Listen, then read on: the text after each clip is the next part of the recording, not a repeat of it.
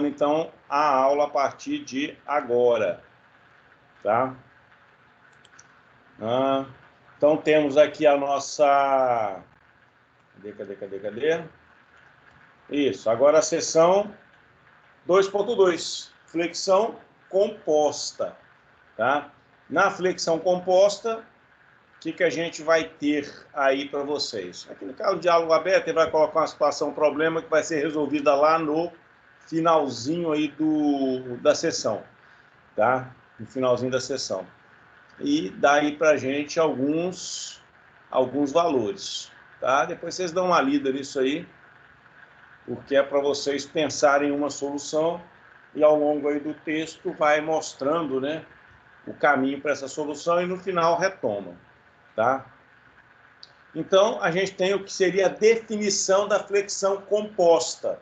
O que a gente tem em termos de definição de flexão composta? Então, nessa flexão composta, a gente tem que a tensão normal que atua na peça é formada pela tensão normal produzida por uma força normal e pela tensão normal produzida pela atuação de momentos fletores, tá? Isso aqui é a definição de flexão composta, tá? E aí você tem, tá, trocando em miúdos de novo aqui. O que vai ser essa flexão composta? Você tem uma tensão normal, que é produzida, e essa tensão normal que atua na peça, ela vai ser formada pela tensão normal, que é produzida por uma força normal conjugada com a tensão normal produzida pela atuação de momentos fletores, tá? Então, como é que seria esse negócio aí para a gente? Deixa eu pegar uns livros aqui, que com livro a coisa flui bem aqui para a gente visualizar.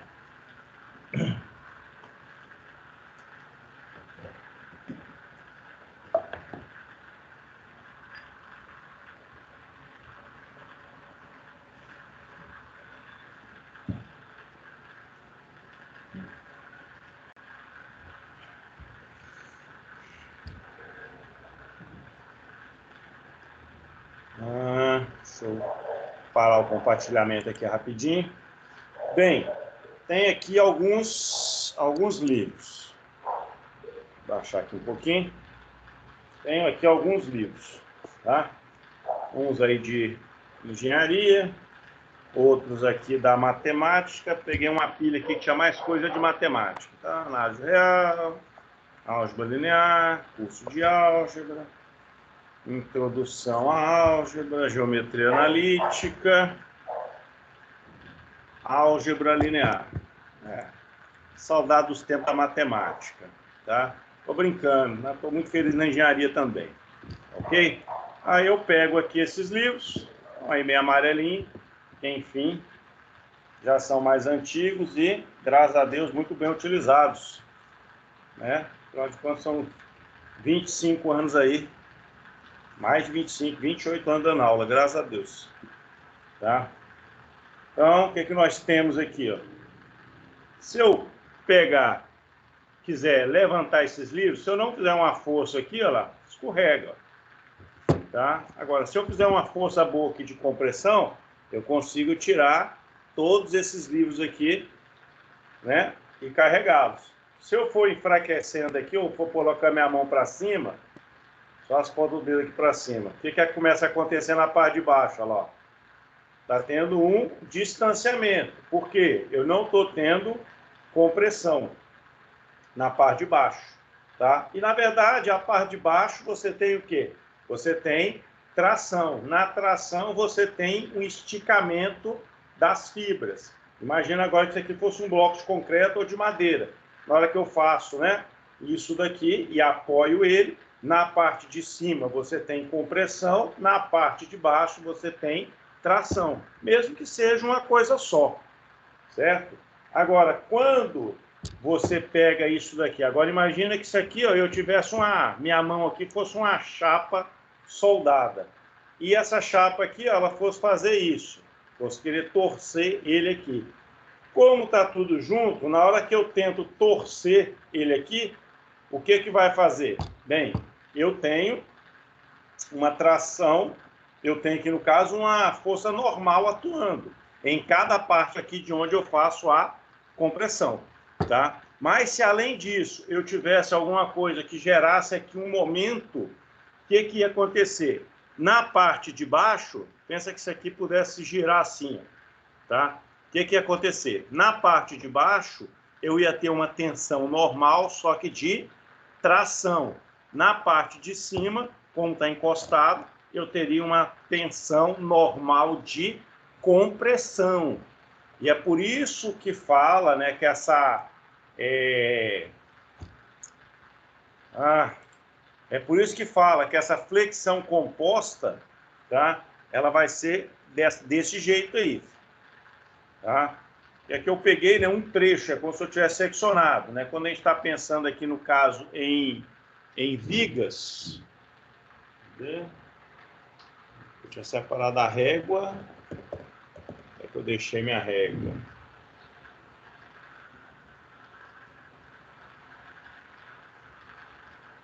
Separei a régua aqui, mas já sumiu de novo.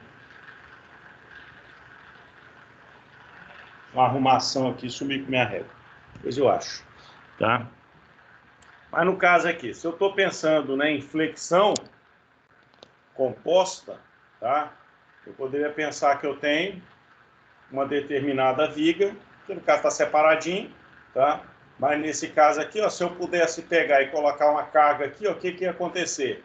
A parte de baixo ia tracionar e a parte de cima ia comprimir.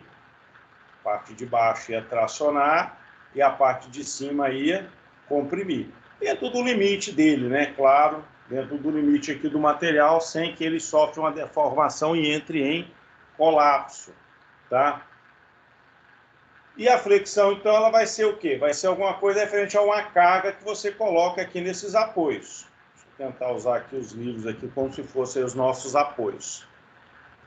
Ok? Deixa eu baixar aqui um pouquinho.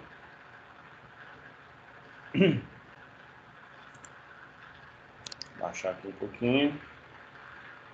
Isso. Então, tem aqui um apoio, tá? E nesse apoio aqui eu poderia estar chegando e colocando uma carga, tá? O que eu coloco aqui uma carga, ela vai sofrendo uma deformação. Vai sofrendo uma deformação.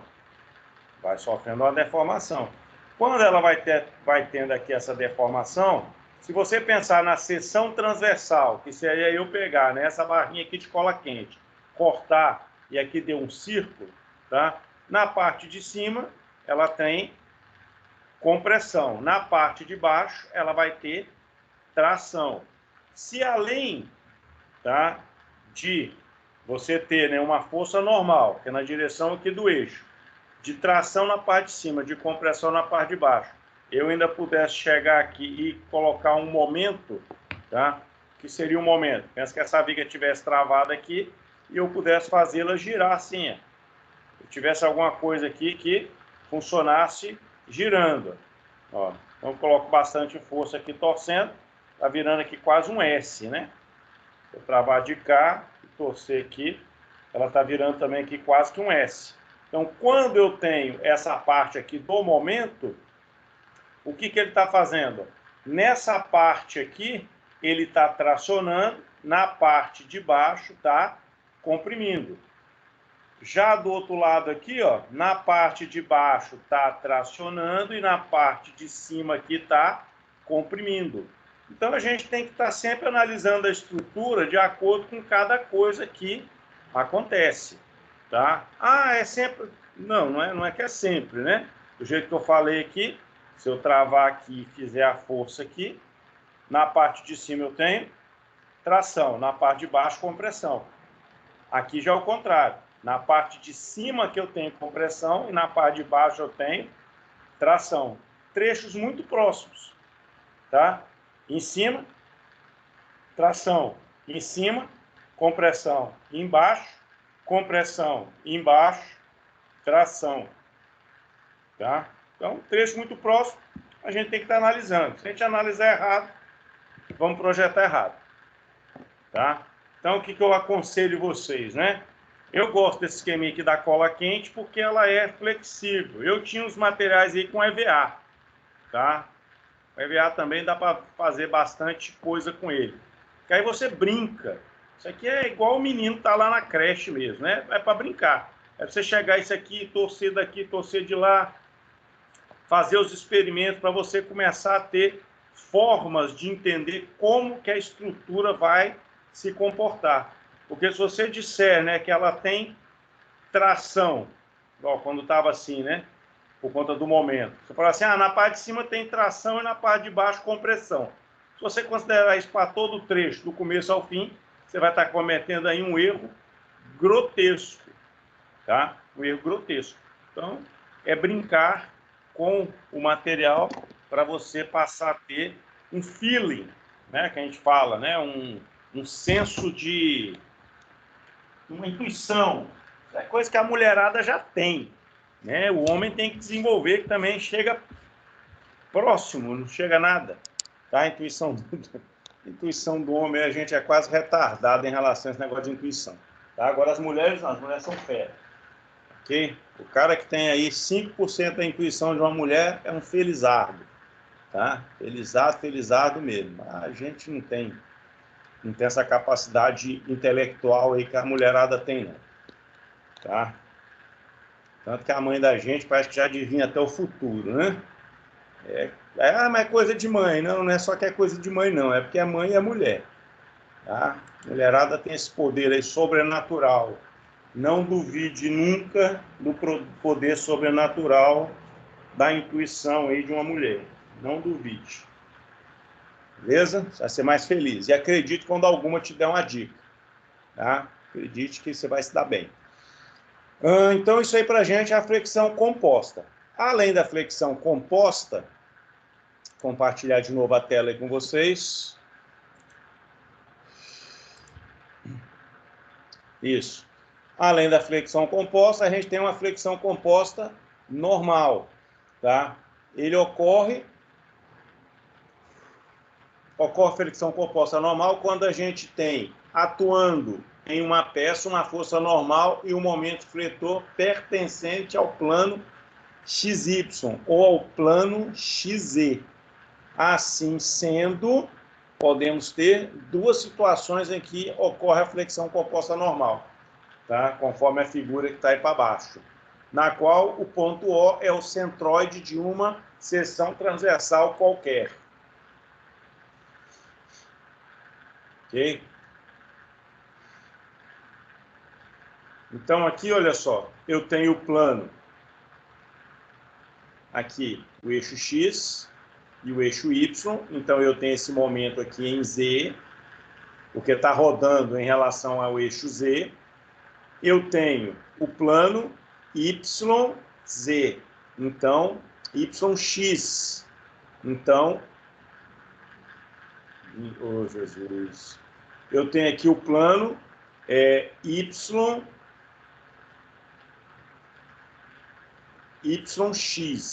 isso. No YX, eu tenho agora um momento rodando em torno do eixo Z, joia. Agora aqui eu tenho o plano XZ. Se eu tenho o plano XZ, esse momento aqui, ó, ele está girando em torno do eixo Y, tá? É que a figura aqui às vezes não ajuda muito, tá? Às vezes não ajuda muito. Eu olhei aqui e já estava me confundindo também, porque não tem aí um tridimensional bem definido. Mas esse aqui sendo o eixo Z, estão me vendo aí, gente? Eu tenho que parar o compartilhamento, vocês me verem. Não estou vendo. Tá, deixa eu parar o compartilhamento aqui então, que aí vocês vão conseguir me ver melhor aqui. Tá? Então aqui, ó, se o em azul for o eixo em azul, for o eixo Y e aqui, desse jeito aqui, ó, assim. Esse em preto aqui, ó, sendo o eixo Z e esse daqui sendo o eixo X, o azul sendo o eixo X. Eu vou ter, então, um eixo Y para cima. tá? Eu vou ter o eixo Y para cima. Então, o que que acontece? Se eu estiver considerando o eixo Z e o eixo X, um momento nesse plano vai girar em torno aqui do eixo Y, que no caso é o pincel verde. Agora, se eu tiver o eixo Y e o eixo X, alguma coisa girando nesse plano vai girar em torno do eixo Z, que aí é o que está lá no livro-texto. Tá? É porque na hora que desenha lá, dá uma fugida. Ok? Dá uma fugida. Então, se eu estou considerando o eixo X e o eixo Z, gira em torno do eixo Y. Se eu considerar o eixo Y e o eixo X, gira em torno do eixo Z, tá? No sentido horário ou no sentido anti-horário. Tanto faz. Tá joia? É isso. Voltar a compartilhar aí a tela. A noção, tá, gente, de tridimensionalidade, ela é formada aí na pessoa quando ela está entre 12 e 13 anos, tá? 11, 12, 13 anos começa a ter essa noção de tridimensionalidade. Baseado nisso, né? Aí peguei os livros de matemática lá, a matemática meio que voltou aqui na cabeça, tá? Baseado nisso, é que você, quando você está lá antigamente era a 6ª série, né? Agora é o 7º ano.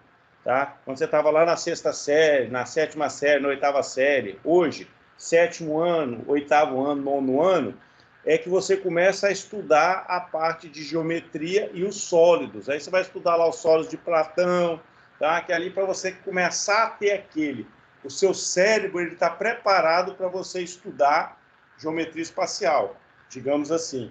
Não com a geometria analítica, aquela coisa lá do ensino médio.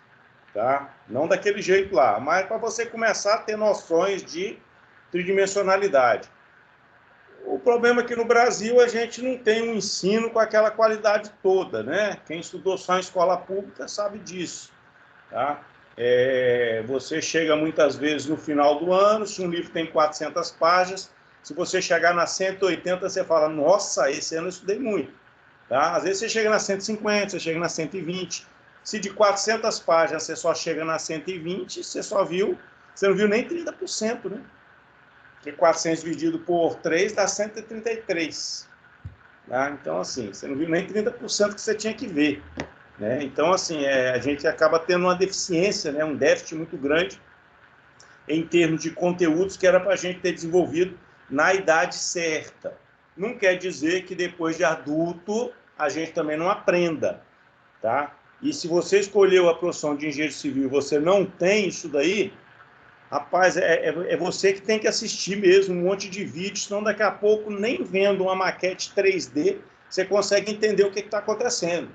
Tá? Hoje a gente ainda tem esse apelo, né? Você tem uma maquete 3D. Imagina engenheiro de 20 anos atrás que você só tinha uma planta baixa. E da planta baixa você tinha que imaginar a casa tridimensional. Tá? E funcionava. Né? As obras estão aí de pé, as coisas estão indo. Tá? Lógico que a maquete 3D, no caso, é uma evolução. E a gente tem que evoluir. Então, vou dizer que tinha que ficar lá do outro jeito. Não, tem que evoluir mesmo. E eu acredito que mais uns anos aí, a gente vai ter geração automática de plantas com apenas você preencher um formulário. Tá? Preenche um formulário. Eu quero uma casa assim, assim, assim, assim, assim, assim. Vai sair lá 20 opções de plantas. Aí você vai, aparece lá uma realidade aumentada que você entra ali. Mas essa cozinha eu queria que fosse assim. Aí vai ser parecendo aquele Minority Report lá, né? Que o cara chegava e mexia com os LEDzinhos assim e saia acessando os arquivos. Tá? Não demora mais. Vocês vão ver isso aí e vão falar assim, olha, tinha um professor meu lá da Pitágoras que era doido, ele falava essas coisas e não é que aconteceu, tá? Então, daqui 10 anos, 15 anos no máximo, tá? Vai estar desse jeito aí. E aí, quando você tiver uma geração automática das coisas, aí você vai falar assim, então eu não preciso nem de saber essas coisas. Não, aí que você vai ter que saber mais mesmo, né? Para você se manter no mercado de trabalho. O mercado de trabalho é cada dia mais exigente. Porque a pessoa que programa um computador para poder fazer todas aquelas coisas, ela tem que ter muita consciência daquilo que ela está projetando.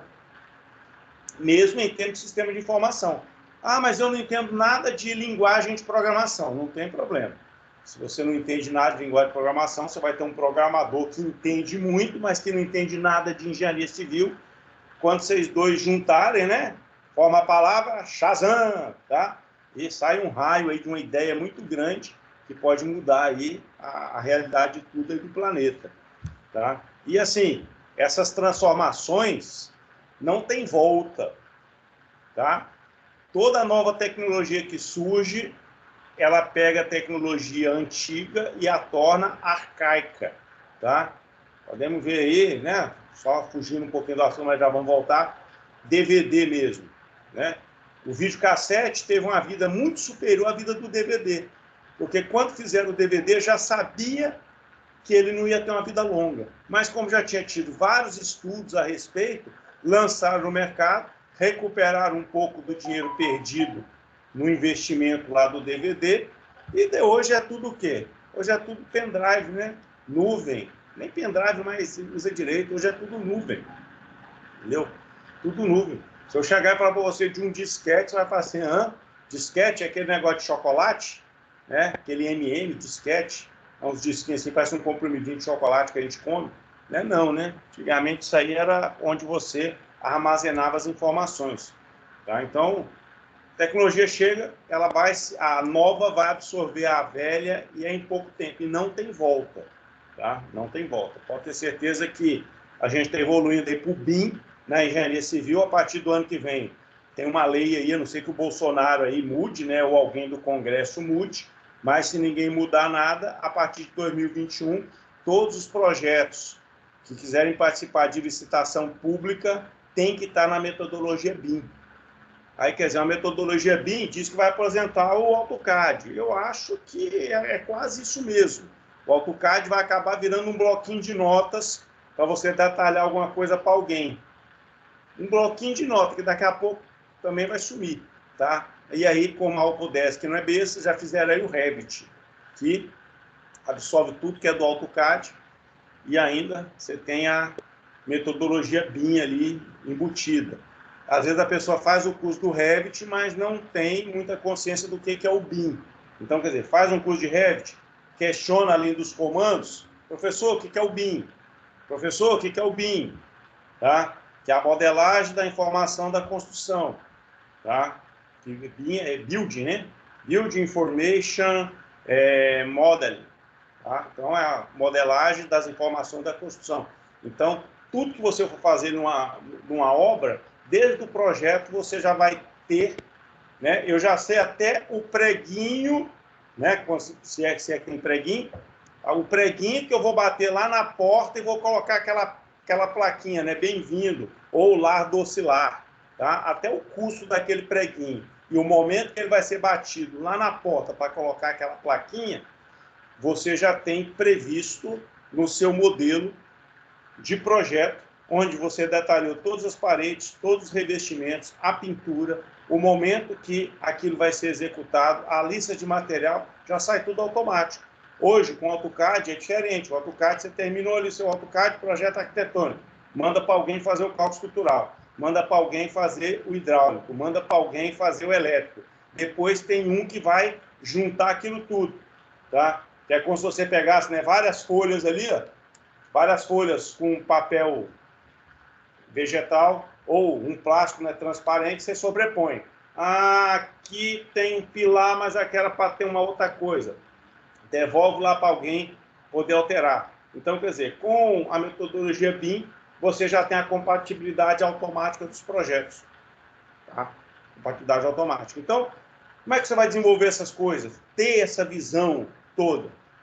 Trabalhando aí os conceitos básicos, que muitas vezes você não trabalhou lá no ensino fundamental, lá no ensino médio, porque na época sua prioridade era outra, sua preocupação era outra, sua visão de mundo era outra, mas agora, enquanto engenheiro, se você não desenvolveu naquela época, hoje ainda dá tempo de resolver, tá?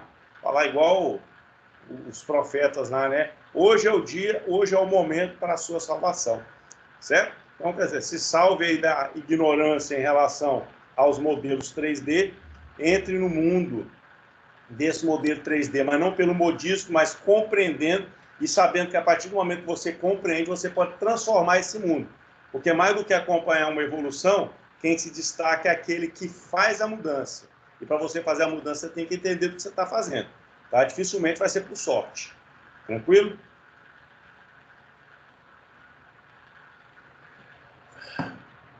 Mas aqui na aguinha, porque senão a goela não aguenta.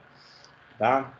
Então aqui a gente tem, novamente, ela plano y, x, gira em torno do eixo z. Por isso que eu tenho esse momento aqui em z. Plano x, z, gira aqui em torno do eixo y. Por isso que eu tenho esse momento aqui no eixo y. Tá? É isso. E o O que é o centroide. Ó. O O é o centroide. Tá? Trocando isso daí em miúdos, se é que é possível trocar em miúdos, deixa eu ver. Sim, é possível trocar isso aí em miúdos, sim. Tá? Então, se isso aqui é a superfície, se eu parar de compartilhar aqui rapidinho, só mentalizar aqui que eu tenho que falar com vocês.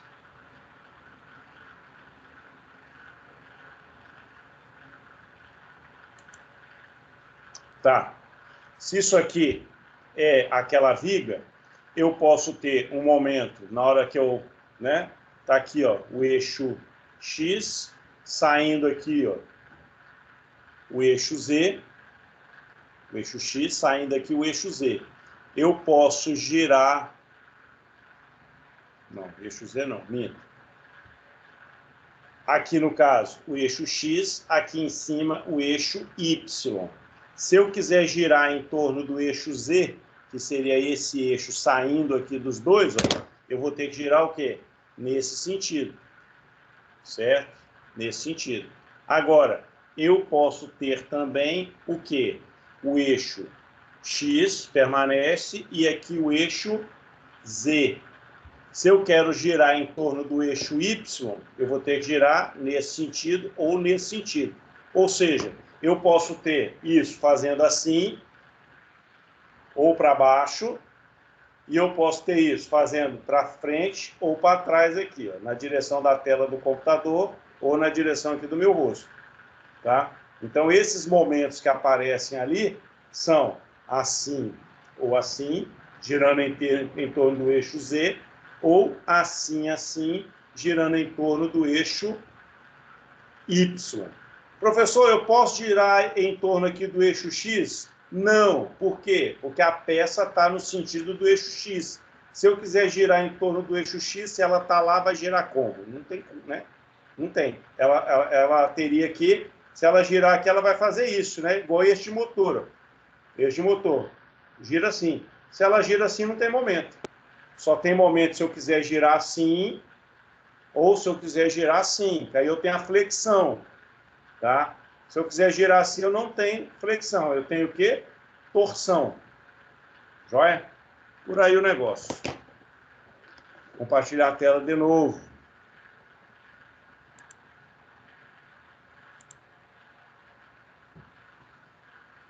Então é isso. Flexão composta normal. Temos aqui o MZ e temos aqui o MY. Então, lá da figura 2.13a, onde a gente tem ali, no caso, o MZ, a gente tem uma força que é aplicada no centroide da seção transversal e que o momento MZ traciona o lado que contém os pontos C e D e comprime o lado que contém os pontos A e B. Tá? Que é isso mesmo? É, né? Como ele está fazendo o momento nesse sentido, tá? Está fazendo o momento nesse sentido, há uma compressão.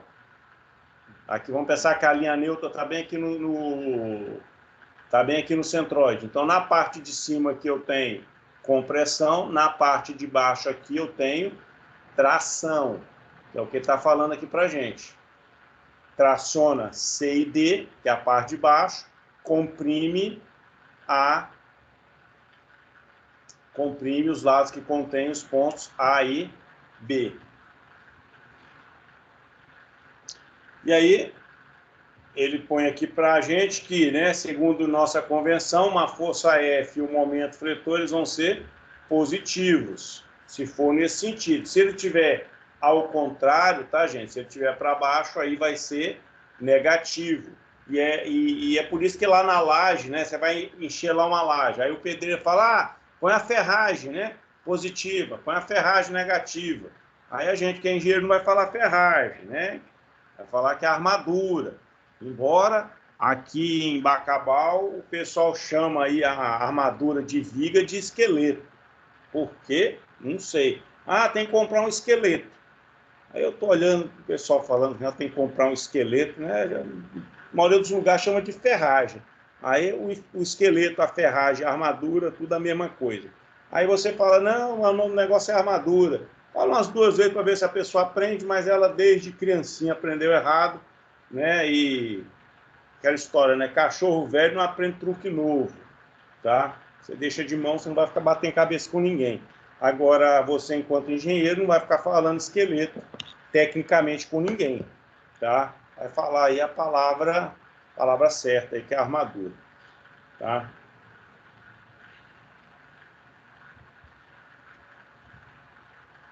E aí, na sessão anterior aqui, a gente aprendeu que a tensão normal provocada pelo momento fletor MZ, ela vai ser dada por essa expressão, onde o σx é a tensão, o mz é o momento, vezes, no caso aqui, o y dividido pelo momento de inércia z, tá? Por que momento de inércia z?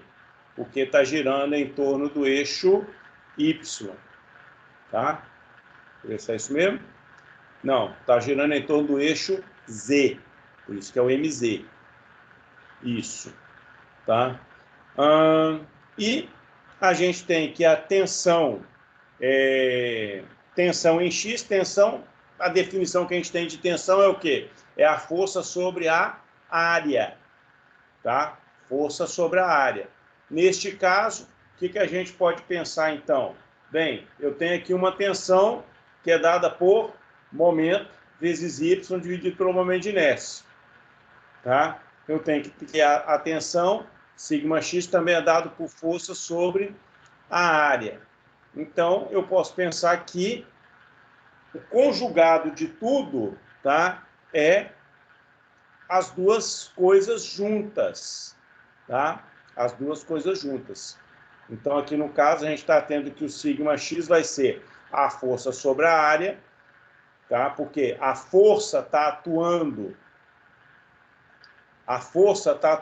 aqui para você ter a flexão. Olha a força aqui, ó. Uma força de tração aplicada bem aqui nesse ponto, tá? Então, essa força aqui, ela está atuando para você ter a tensão nessa seção transversal, e eu tenho também aqui um momento que comprime a parte de cima, traciona a parte de baixo e que também gera uma tensão nessa seção transversal, tá? Então, como eu tenho essas duas coisas atuando, eu tenho que a tensão em X vai ser a força sobre a área mais o momento vezes Y dividido pelo momento de inércia, tá? Isso aqui é a tensão em X. Na figura B, o que a gente vai ter? Bem, na figura B, que é essa daqui, eu continuo tendo a força. Continuo tendo a força. A força continua aqui na direção do eixo X, tá? E eu tenho aqui, olha aqui, esse momento. Esse momento está fazendo o quê? Na parte AC está sofrendo compressão, na parte BD está sofrendo tração, tá? Está sofrendo tração. Então, para eu saber, então, aí no caso, aqui, sim, e essa tração, tração aqui na parte BD, compressão na parte AC, ela é causada por esse MY, tá? MY. E essa tração e essa compressão também são na direção do eixo X. Então, eu tinha um σx com F sobre A mais MZ vezes y sobre iz, e eu tenho uma tensão em x, que vai ser a força sobre a área do mesmo jeito, mais uma tensão em um momento em y vezes z dividido pelo momento de inércia de y. Tá? Então, tem uma equação aqui, 2,20, uma equação aqui, 2,21. Repare que aqui é igual, o segundo termo aqui muda, tá? O segundo termo muda. Então, assim, lá na tensão, na flexão pura, tá? A gente tem que a tensão normal, a gente tinha, né, que a tensão normal variava linearmente na seção transversal, e que ela dependeria da coordenada y ou z, tá? Do ponto que a gente quer saber essa tensão normal. Aqui, na flexão composta, é do mesmo jeito, tá? Quem colocar semelhante ao que acontecia lá, aqui também está mostrando que é a mesma coisa. Sendo que, né, essa tensão vai ser máxima na face superior e inferior, no caso, quando você está girando em torno do eixo Z, e ela vai ser máxima à esquerda, que era o A e o C, o A e D. Aqui, ó, AC, ela vai ser máxima em AC e mínima aqui, no caso, no BD, que é quando você tem a tração. Tá? Olha lá, máxima nas faces laterais, no caso da situação mostrada na figura 2.13b. Ok? E aí nós temos aqui a variação. Olha lá. Naquele outro momento fazia o quê? Compressão na parte de cima, tração na parte de baixo.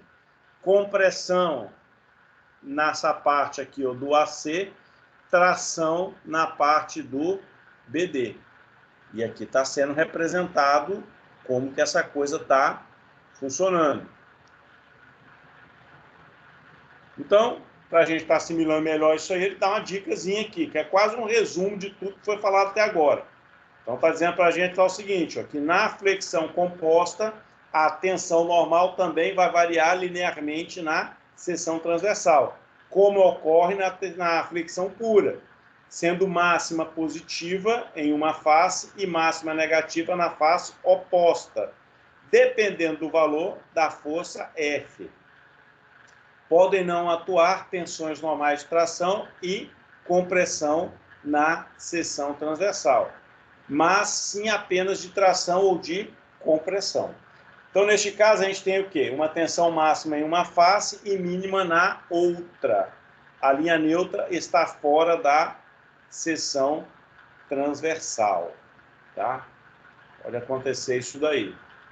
O que mais que a gente pode falar disso daqui? Está tentando dar para a gente aqui uma regra aqui de uma mão direita, né? Utilizando a mão direita, a regra da mão direita. Se você tem ali a mão direita e, né, como se a mão fosse a pegar alguma coisa, tá? Dá o sentido aqui do giro, tá? Ou seja, o sentido aqui do momento, e aqui dá o eixo, né? Olha lá. Aqui no caso dá o eixo.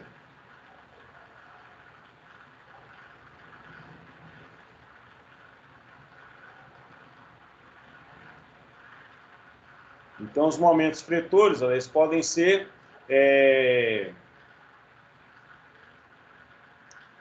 representados por uma seta com ponta dupla, tá? Aqui, seta com ponta dupla.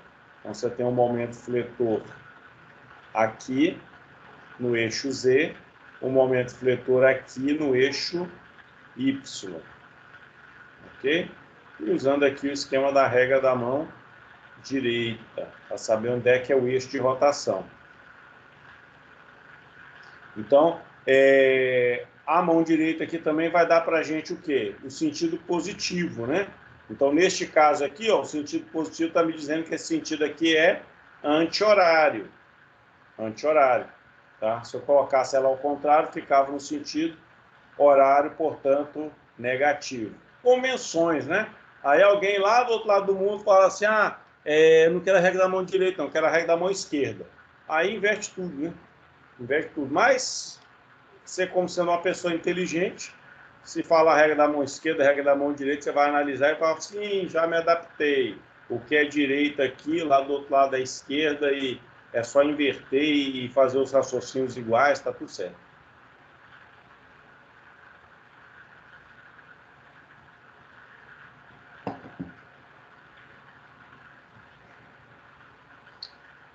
Então, nessa figura aqui, 2.15, tá? Tanto o MZ quanto o MY, eles podem, olha lá, MY e MZ podem ser escritos como a multiplicação da força por uma excentricidade, tá? Multiplicação da força por uma excentricidade. Então, eu tenho aqui uma excentricidade em Y, em relação ao eixo Y. Aqui eu tenho o centro de gravidade da peça, tem uma excentricidade aqui em relação ao eixo Y, tem uma excentricidade aqui em relação ao eixo Z. E aí eu tenho que o momento em Z vai ser uma força vezes a excentricidade em Y. E o momento em Y vai ser uma força vezes uma excentricidade em Z. Por que que um refere ao outro? Porque quando eu estou pensando aqui no MY, eu estou girando em torno do eixo Z. Quando eu estou pensando aqui no MZ, eu estou girando em torno do eixo Y. Tá? Então, é o contrário do outro. Ok? Parece o boxe, né? Quando você vai lutar boxe ou uma arte marcial qualquer, quando você vai dar um soco, né, com a mão direita, a perna esquerda é que está na frente. Você vai dar um soco com a mão esquerda, a perna direita é que está na frente. Então, é a base, né? E a gente anda assim também, né? Vai a perna esquerda vai para frente, o braço direito vai para frente. A perna direita vai para frente, o braço esquerdo vai para frente. Porque se as duas andassem juntas, a gente andava igual robô, né? Mão direita e perna direita na frente. Mão esquerda e perna esquerda na frente. E andar igual robô. Aí é uma coisa esquisita. Então, é um contrário do outro mesmo. E aí está recuperando, então, olha, aquelas equações 2.20 e 2.21, que estava lá em cima. Como eu agora estou chamando o MZ de F é Y e o MY de F é Z, eu posso ter, então, agora um σx sendo FA, aqui no caso era o MZ, só que o MZ é F é Y. Está aqui, ó, no lugar do MZ. E a outra, que era a 2.21, aqui, ó, FEZ era o MY. Então, estou trocando o MY por FEZ, tá? Repare que agora, né, eu tenho F aqui e F aqui. Poderia colocar esse F em evidência, tá? Poderia, se quisesse aí colocar o F em evidência. Mas não foi feito. Tá aqui, então, as duas equações. E a gente tem também o quê? Uma flexão composta oblíqua, tá? Uma flexão composta oblíqua. O que vem a ser isso, né? Em algumas peças atuam forças F e os dois momentos, MZ e MY, ao mesmo tempo. Ah, professor, mas como é que é isso? Pô, fácil demais, né? É só você pegar um pilar de canto e duas vigas saindo dele. A viga que sai, né, para formar um canto aí de parede, a viga que sai, ela tende a fazer aquele pilar girar por conta do peso dela, tá? E a outra viga, aqui está 90 graus dessa primeira, ela também vai tender a fazer girar no eixo da viga contrária, tá? Então, a gente pode pensar que ali você tem uma flexão composta oblíqua, tá? Qualquer casa, qualquer cômodo que você faça, que tenha ali uma viga que você faça um L ali, ó, pode ser o recanto do guerreiro, né? Onde você só faz aí aquele muro, coloca lá 2 vigas lá em cima, depois já traz ali num balanço qualquer ali aquele telhado, e ali você põe uma churrasqueira, não coloca nem o 4 pilar, né? Você tem só um pilar lá no canto, 2 pilares aqui de lado e o telhadinho vindo. Ali a churrasqueira, sei lá, tomar lá sua cerveja, assar seu churrasco, e ali você dá aquela relaxada nos finais de semana, tá? Ali, simplesinho, você tem essa flexão composta aí, oblíqua. Fácil, fácil, fácil. Beleza? Então, a gente tem uma combinação, onde você tem ao mesmo tempo o MZ e o MY. Ao mesmo tempo. Se eu tenho isso ao mesmo tempo, eu tenho, então, que a tensão em X vai ser o F sobre A, mais o F é Y sobre o IZ, F é Z sobre o IY. Então, isso aqui a gente tem uma flexão composta oblíqua. Tá? Aqui era só flexão composta. Ok? Aqui é composta oblíqua. E aí está sendo pedido para a gente fazer aí, ó, determinar as tensões normais de tração e de compressão, caso existam, para o pilar mostrado na figura 2.18. A carga está aplicada com uma excentricidade de 7 centímetros no eixo Z e uma de 20 centímetros no eixo Y. Tá? No eixo Y.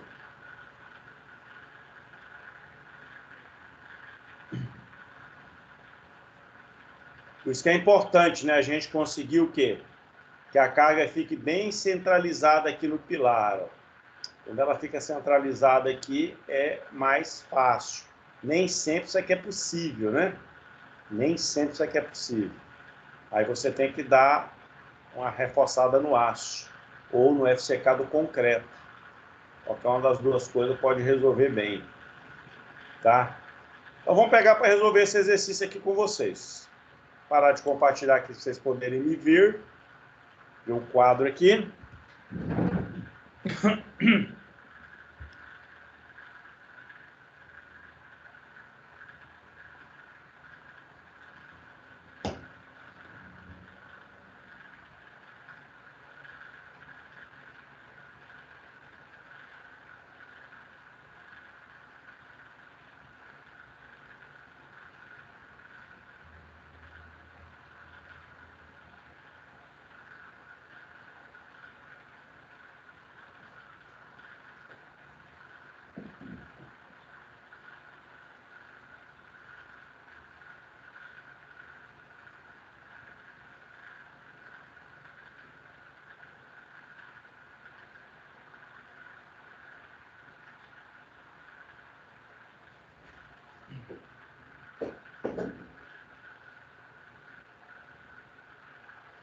Aí o que temos aí então? Né? A gente vai ter aí o seguinte, ó. Determinar as máximas tensões normais de tração e compressão, caso exista, para esse pilar. A carga está aplicada com uma excentricidade de 7 centímetros.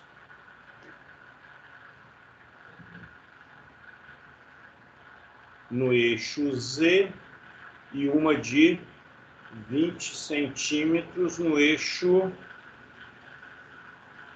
Y, tá? O pilar, ele tem medidas de 20 por 60. A gente tem um pilar aí.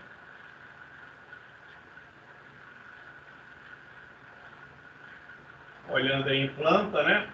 Ele tem aqui 20 centímetros. Aqui ele tem 60 centímetros.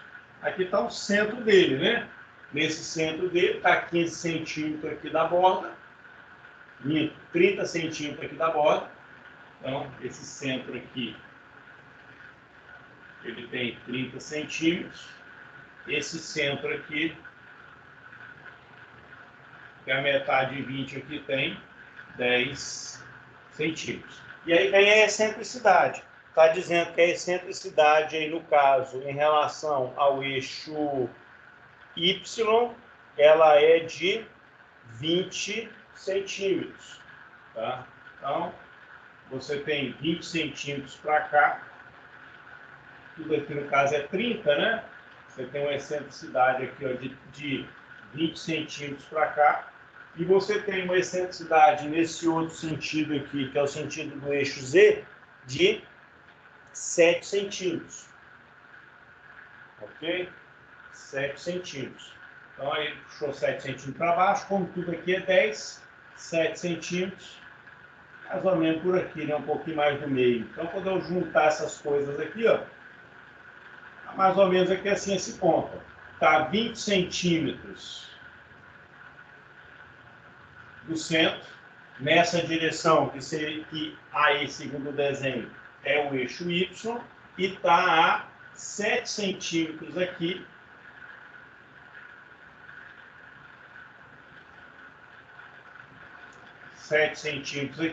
sendo que aqui está o eixo Z. Ok?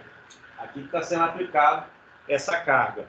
Isso aqui para a gente é o quê? É a excentricidade. Como aqui é em relação ao eixo Z, é o EZ. E esse valor aqui é o EY. A excentricidade. Vou colocar aqui um E parecendo um epsilon, né? Epsilon Z, epsilon Y. Tá? E eu tenho ali a carga de quanto? De 40. Tá? A carga que está sendo aplicada aqui, ó, pontual de 40 quilonewtons. Isso. 40 quilonewtons. Isso aí é a situação A. Essa carga sendo aplicada bem aqui é a situação A. E tem a outra situação, tá? Vou colocar uma asinha aqui. E tem outra situação que ela está sendo aplicada bem aqui no centroide, que é a situação B. Tá? Situação A, carga de 40 newton está sendo aplicada aqui com excentricidade, e a situação B, ela está sendo aplicada no centroide, a carga de 40 newtons. Pelo menos é o que essa figura B aí está mostrando, né? A carga de 40 newtons aplicada aí no C, no centroide. E a A está mostrando ela aplicada a 20 centímetros e a 7 centímetros. Tá, beleza. Então, o que nós temos? Seção transversal é um retângulo, tá? As medidas estão em centímetros. Qual é a área de um retângulo? A área do retângulo é base vezes altura, tá? Transformando essas medidas aqui, ó, 60 centímetros em metro é 0,6. No caso aqui é a base. A altura aqui é 20 vezes 0,2. A área aqui então vai dar 2 vezes 6, 12. Tem 2, 2, dá 12, né? Aí eu vou dar o quê? 1, 2. 0,12 metros quadrados é a área. Tá? 0,12 metros quadrados. Aí a gente vem para o momento de inércia em Z e vem para o momento de inércia em Y. Tá? O momento de inércia em Z, o eixo Z aqui, ó. Tá? Então eu vou ter o quê? Eu vou ter a base vezes a altura. A base que vai estar em cima aqui do eixo Z, ó, é exatamente quem? Esse lado, que mede 20 centímetros. Vezes a altura. A altura em relação aqui ao eixo Z é 60 centímetros, que é 0,6. Só que esse 0,6 aqui ele fica elevado ao cubo, dividido por 12, porque momento de inércia em retângulos, base e altura, é o quê? É a base vezes a altura ao cubo dividido por 12. A gente não precisa decorar isso aí não, mas com o tempo a gente vai decorar naturalmente. Tá? Com o tempo a gente decora naturalmente isso aí. Ok? Como esse aqui, ó, é o eixo de referência, quem está em cima dele é a base, e o que está transversal a ele é a altura. Fazendo aqui essas continhas, vou pegar aqui minha calculadora.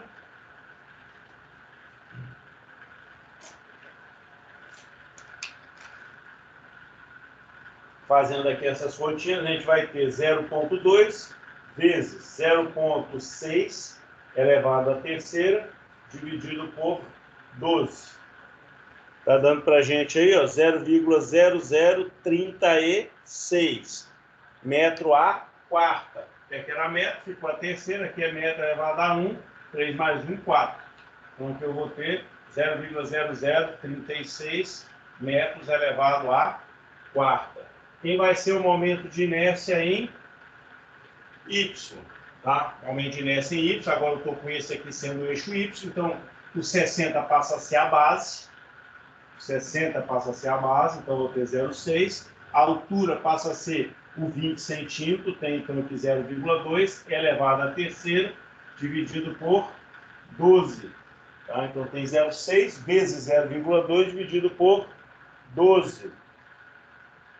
Aqui 2, aqui 6. Deu 0,0004 metros elevado à quarta. Então aqui está dando 0,0004 metros elevado à quarta. Tá? Isso aqui o I, momento de inércia em relação ao eixo Z, momento de inércia em relação ao eixo Y. Calculei esses momentos de inércia, porque naquela fórmula lá em cima, o momento de inércia aparecia lá embaixo, né? Aparecia lá embaixo. A força eu já tenho, tá? A força eu já tenho. Então, a gente tem que estar pensando aí nas... A gente está calculando aqui o que estava faltando, né? A área também a gente precisava, né? Porque a tensão, o sigma x, ele era o quê? A força sobre a área. Então, a força foi dada, a área a gente calculou, tá? Aí depois eu vou ter a força vezes a excentricidade, tá? Que no caso seria o quê? O momento. Então, o que vai ser para a gente aqui o momento em Z? O momento em Z é o quê? É a força vezes a excentricidade, só que a excentricidade no eixo Y. Lembra que é sempre ao contrário? Falei até a brincadeira lá do boxe, tá? No eixo Y. Então, isso aqui para a gente, eu vou ter que o MZ vai ser igual a 4 kN, ou 40, ou seja, 40.000 vezes a excentricidade em Y. A excentricidade em Y é 20 centímetros. 20 centímetros é 0,2. Então, aqui o momento em relação ao eixo... O momento MZ, tá?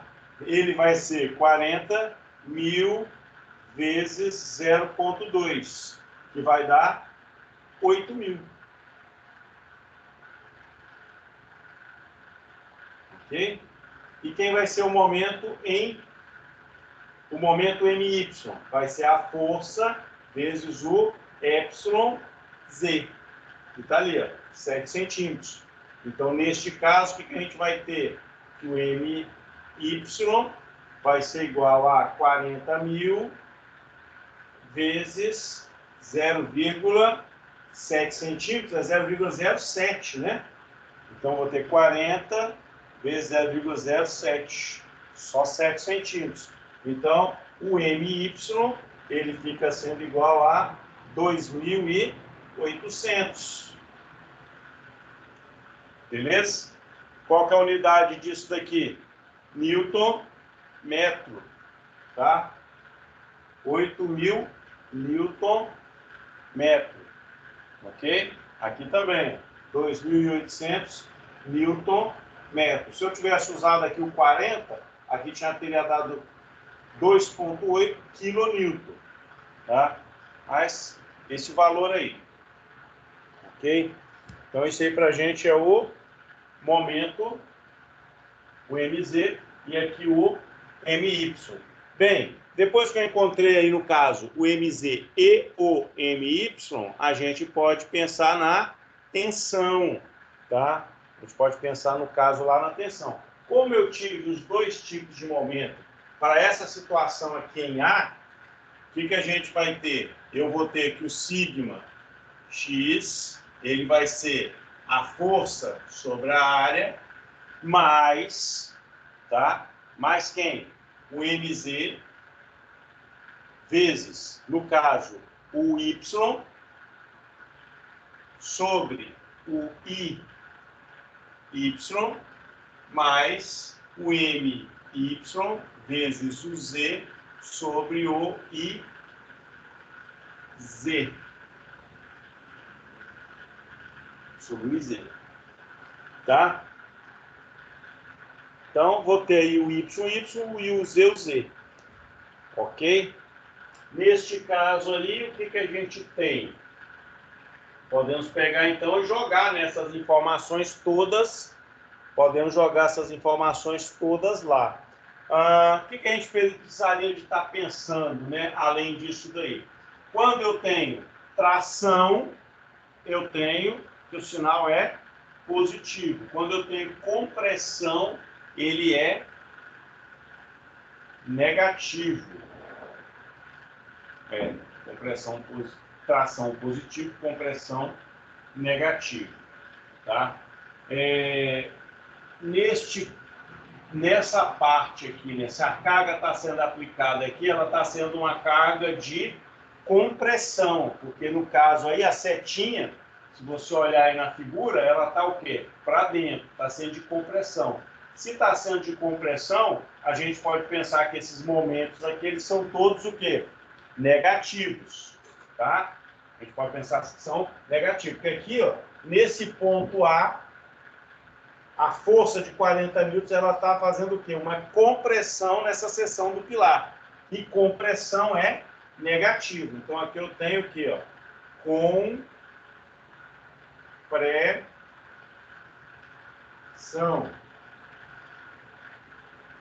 E compressão é negativo. Para todos os dois. E aí a gente pode, na hora de colocar aqui, colocar esse sinal como sendo negativo. Então, o que a gente vai ter?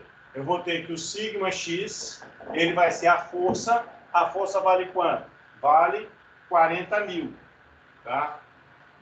Outro detalhe, né? Essa força, ela está para baixo ou está para cima? Que lembra das nossas convenções? Quando está para cima é positivo, quando está para baixo é negativo. Então, mais uma vez, ó, embora aqui esteja tudo positivo, essa força aqui, ela está o quê? Para baixo. Comprimindo esse ponto aqui A do pilar. Se está para baixo, é negativo. Então, aqui vai entrar os 40 mil. Sobre a área. Quanto que vale a área? 0,12. Menos. Por que menos? Porque esse momento aqui, ele é de compressão. Ele gera compressão na seção. Se ele gera compressão, é negativo. Aí eu vou ter o quê? 8 mil. E 40 mil, né? Mais um zero. Aqui eu tenho, então, 8 mil vezes o Y. A distância aqui, ó, no Y é de 20. Distância no Y. Tá. Só que agora aqui não é excentricidade, né? O Y é a distância do centro aqui até a borda aqui do pilar. Esse 30 centímetros que está ali em cima. Tá? Então, aqui no caso, vezes 0,3. Dividido pelo IY. Quanto que foi o IY? MZ, eu troquei aqui, ó. Tá. Quer dizer, é Y. Dividido pelo IZ. O IZ vale 0,0036. Menos, porque o MY também causa compressão naquela seção, ele vale 2.800, vezes o Z que no caso é a largura, né? Largura não, a distância do centro até a borda, que é 10 centímetros, portanto, 0,1 metro, dividido pelo momento de inércia Y. O momento de inércia é isso que vale 0,004. Tá? Negativo ali, tá? Tudo negativo. Fazendo aí essas continhas, o que a gente vai ter? 40.000 dividido por 0,12. Tá, vou deixar positivo depois da redução ficar menos 1. 8.000 vezes 0,3 dividido por 0,0036, 2.800 vezes 0,1 dividido por 0,004. Eu tenho, então, aí, menos 1.700.000. Então, eu tenho que o sigma x é menos 1.700.000. Esse 1.700.000 dado em Pascal, ou seja, menos 1,7 MPa, megapascal.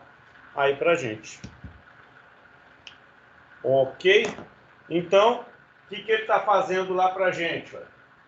Esse momento em torno aqui do eixo Z, ele comprime essa parte do pilar e traciona essa outra parte aqui. O momento girando em torno aqui do eixo Y, comprime essa parte de baixo aqui do pilar e traciona aquela outra parte ali. Bem, se eu quero combater esse tracionamento aqui, porque o concreto ele não tem boa resistência na compressão.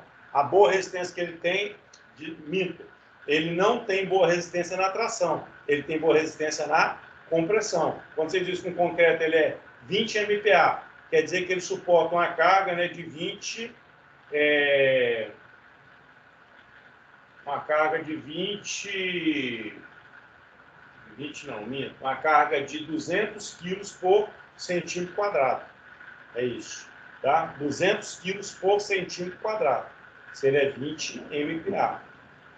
Ok? Agora, quando você vai na tração, ele não suporta mais esses 200, ele vai suportar só 20. Geralmente, na tração, ele suporta apenas 10%, 20%, 5% do que ele suportaria na compressão. E aí, quem tem que fazer o papel estrutural é o aço. A armadura que você vai colocar aqui, tá? Então, ela é que vai fazer a coisa, vai fazer a diferença. Então, você precisa de um aço aqui, ó, e um aço aqui. Esses dois aqui, ó, porque esse daqui vai... Porque quando você estiver girando assim, tá certo? Nesse sentido, em torno desse eixo Y, essa parte aqui, ó, tem tração, essa parte aqui tem compressão.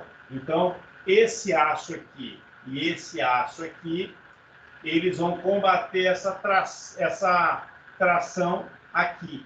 E quando você estiver girando em torno do eixo Z, esse daqui e esse daqui vão combater essa tração. No final, você talvez nem precisasse desse vergalhão aqui, mas você coloca, que a gente chama de armadura de montagem, tá? Coloca armadura de montagem, senão você vai ter um esqueleto, né, uma ferragem, uma armadura, só com 3 vai ficar um negócio esquisito. Você coloca 4. Mas esse daqui, ó, ele vai estar lá, mas de repente não tem nem função estrutural, tá? Ele está ali para ser armador de montagem. É que não vai ter função estrutural, né?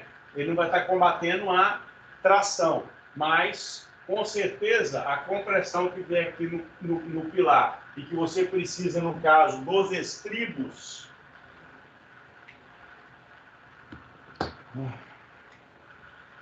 você tem aqui, ó,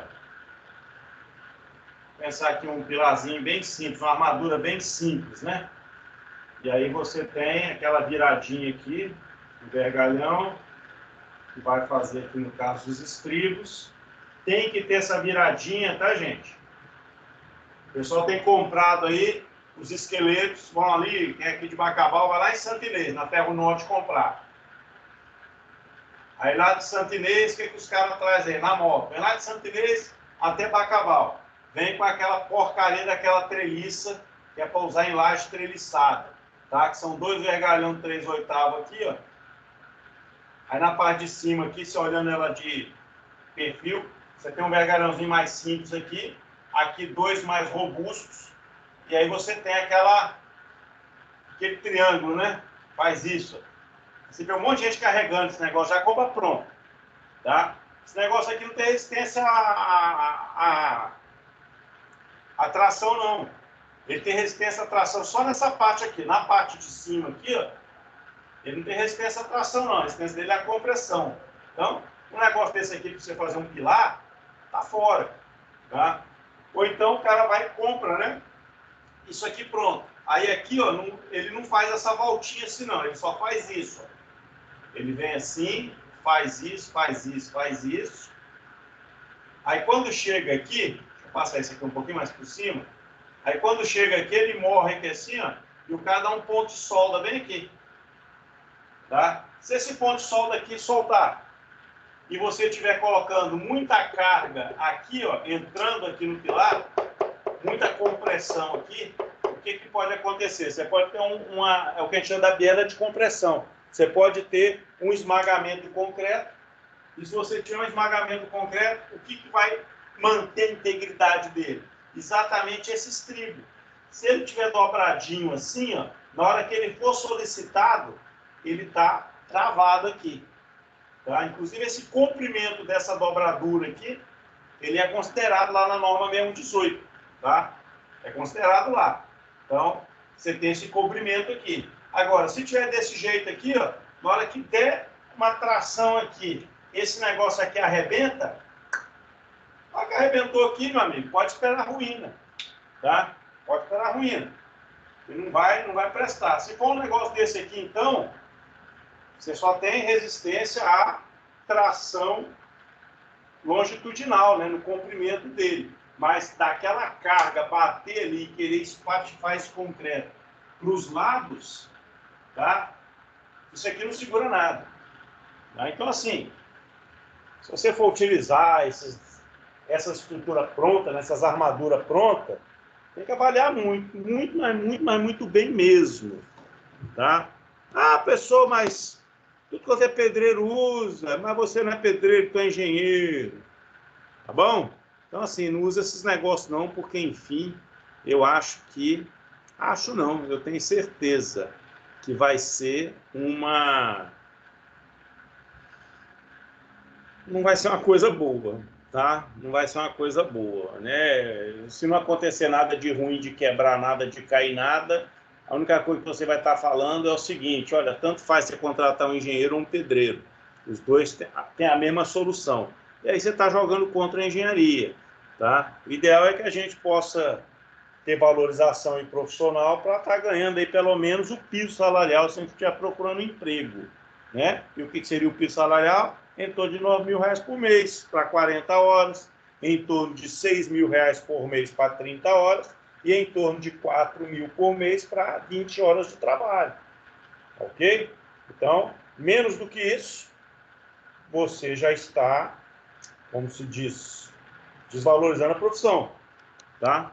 Lógico, né? Quem sabe a corda que está no pescoço, quem sabe o que tem que pagar no final do mês é você, não sou eu, nem é mais ninguém. Cada um sabe aí de si. Então, se cada um sabe de si, cada um que cuide, né, das coisas aí que lhe pertencem. Mas sempre que a gente puder ajudar a categoria, é bom, tá? Porque se eu ajudo a categoria, eu acabo me ajudando. E se eu estou me ajudando, lá na frente eu posso ter uma grana aí a mais. E se eu me desvalorizo, lá na frente eu vou ter a minha grana a menos. Beleza? Então, o que nós temos? Nesse ponto aqui, quando eu aplico a carga nesse ponto aqui, nessa parte, tá, do pilar, eu tenho uma compressão. Então, entrar nos valores aqui, ó, negativos, tá? E eu tive, então, essa tensão aqui de compressão. Agora, tem alguma parte ali que vai ser tracionada? Tem, né? Esse negócio que vai funcionar igual a balança, né? Na hora que você aperta aqui, o outro lado levanta. Igual o balancinho lá das crianças, né?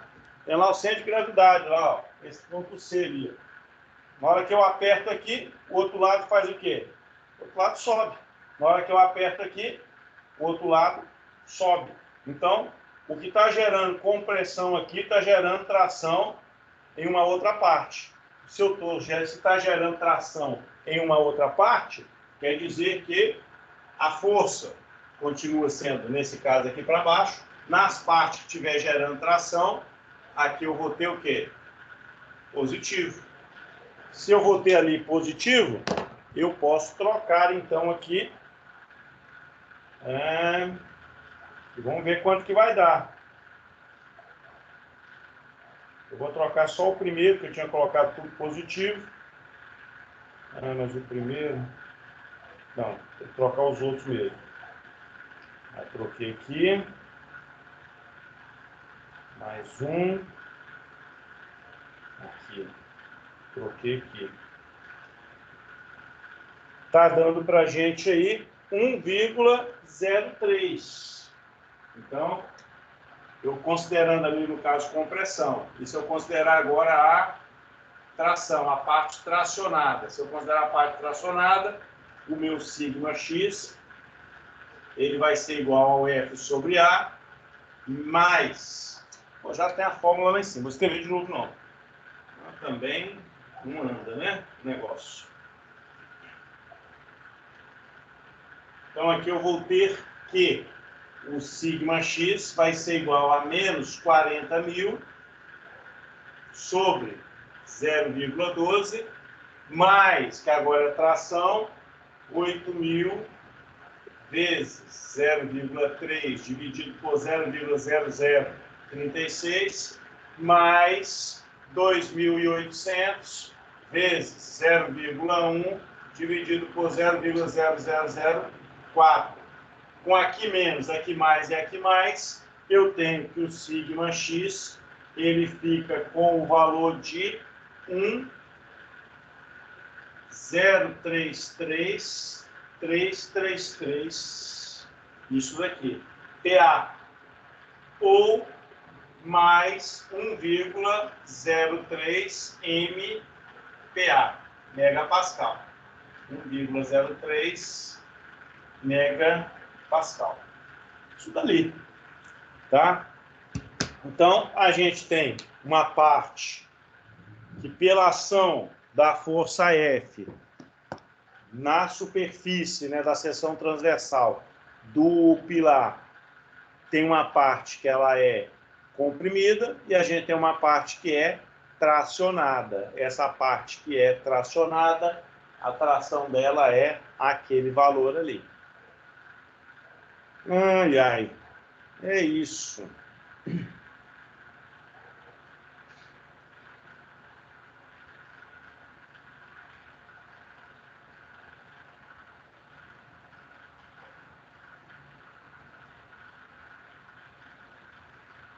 Tá.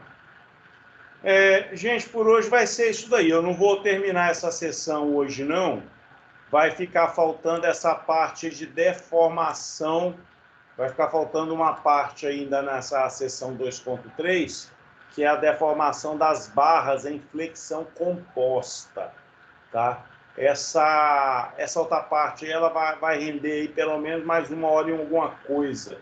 E aí a gente vai terminar muito próximo das 10 horas e vai ficar muito cansativo.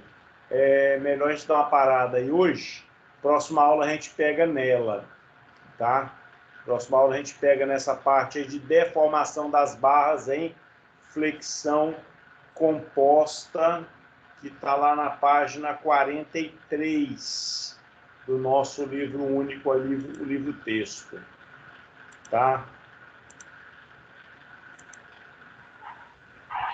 E é isso. Beleza, professor. Boa noite. Tá, boa noite para vocês. Obrigado aí pela presença aí de quem nos prestigiou. Quem for ver depois aí, vai estar vendo, a gente também está prestigiando, mesmo atrasado. Tá bom? Parando aí de gravar a aula. Parei aí a gravação. Até